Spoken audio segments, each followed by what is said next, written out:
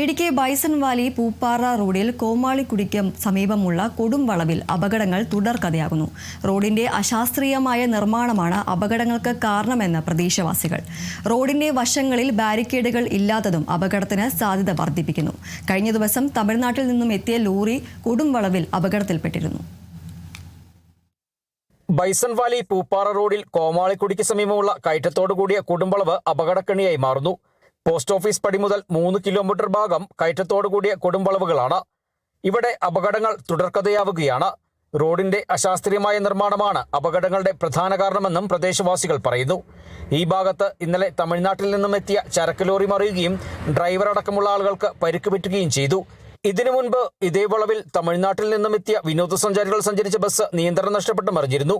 റോഡിന്റെ അലൈൻമെന്റ് മാറ്റം വരുത്തി അപകടങ്ങൾ ഉണ്ടാകാതിരിക്കാനുള്ള നടപടി വേഗത്തിലാക്കണമെന്നാണ് വാർഡ് മെമ്പർ അയ്യാസ്വാമി പറയുന്നത്. അതിന്റെ അലോമെന്റ് തീരെ മോശമാണ്. അതാണ് ഈ അപകടം കൂടുതൽ സ്ഥാപിക്കുന്നത്. അപ്പൊ അതിനുള്ള അല്ലെങ്കിൽ സമൃദ്ധിഷനുമായിട്ട് ഒരു കെട്ടി വളവ് പൊക്കിയെടുക്കുക, അലോമെന്റ് മാറ്റിയെടുക്കുക. അല്ലെങ്കിൽ ഇതുപോലെ ഇനിയും നിരവധി വണ്ടികൾ നടക്കാൻ പോവാണ്.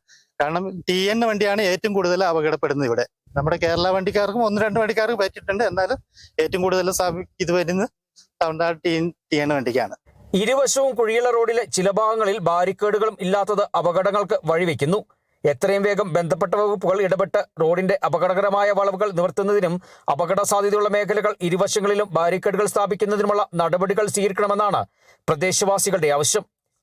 Kerala vision news, Idukki. നിങ്ങളുടെ പഴയ സ്വർണത്തിന് ഏറ്റവും കൂടിയ വില അല്ലേ? അതെ.